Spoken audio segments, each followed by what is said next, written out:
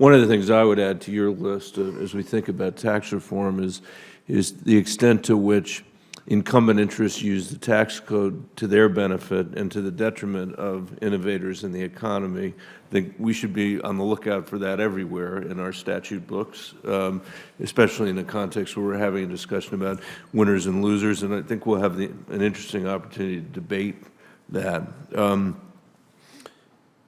I guess I'd start with Mr. Augustine, East High grad from Denver, Colorado. It's nice to see you.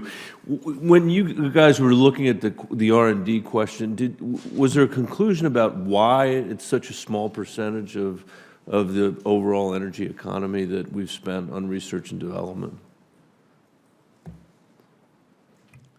There really was not a great discussion of that.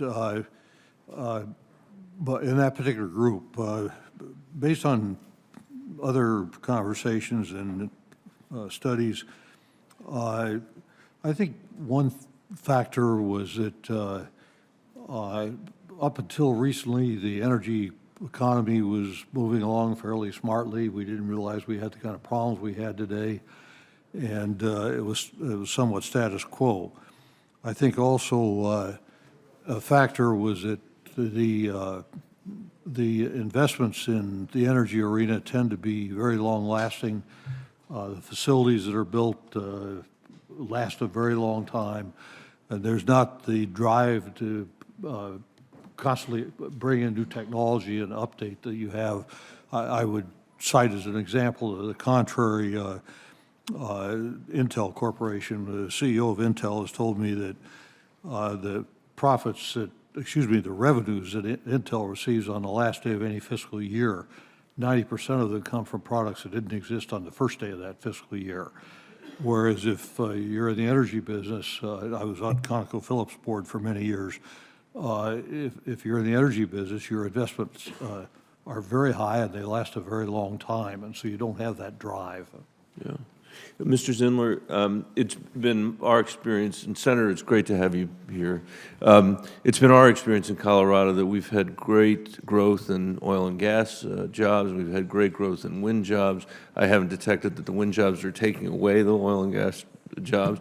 But I wonder if you could talk a little bit more about the effect of the on-off switch that's happened with the wind PTC and the damage that would be done to the manufacturing base that relates to wind technology in this country if we don't figure out some way of sending the kind of signal that we've sent.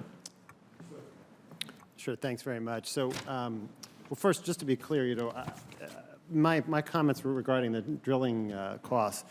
I'm only saying these are all subsidies, and we should just be honest about it. I'm not saying one's better. I leave that to all of you to make the value judgments on which ones you want to be supportive of. But they are all subsidies supporting these. You're saying the mechanics of either the government writing a check to somebody or somebody writing a check to the government. Which, by the way, the government doesn't write a check. They simply expect you to pay less taxes thanks to the tax credit. But anyway, that aside, both represent supports, and arguably both are very important if you want to pursue what's been described as an all-of-the-above kind of policy strategy for U.S. energy.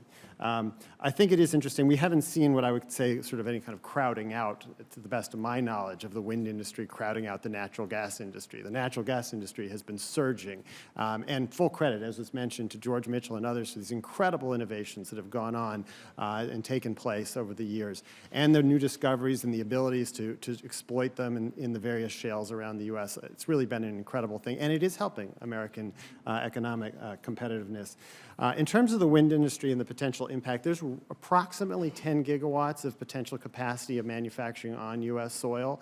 We're thinking that about 15 gigawatts are going to be built between this year and next.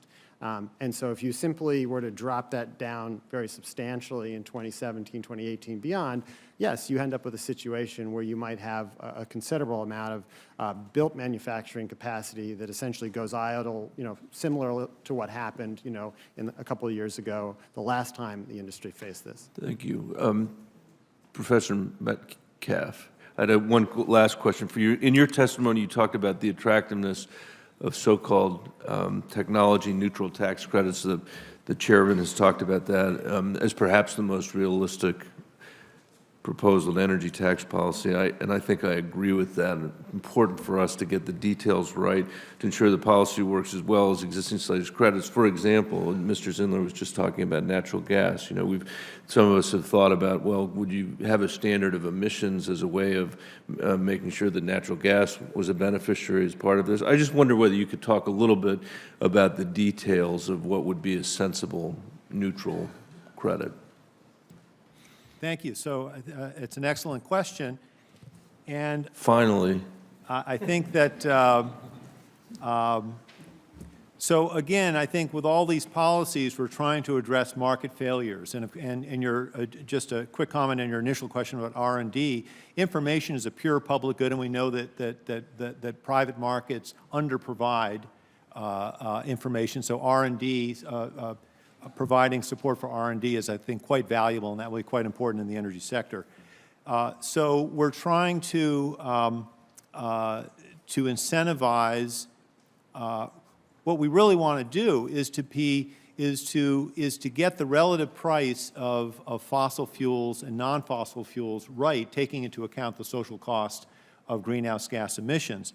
So you need a baseline.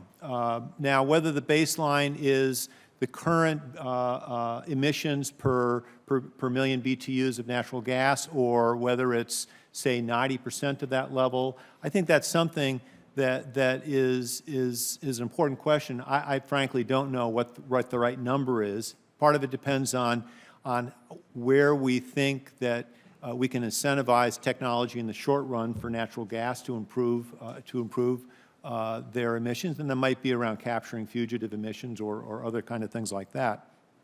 But once you have that baseline, then you do provide the right incentives, both for natural gas as well as for wind and solar, and it gives you the right signal, the price signal. And just one last very quick point. We've been talking a lot about expensing of intangible drilling costs. I just want to point out that the cost of the tax system of percentage depletion is double that of intangible drilling costs. We should not forget that either. Okay. I want to apologize for going over, Mr. Chairman. It's the first time ever, but thanks for the great panel. Thank you for the important points.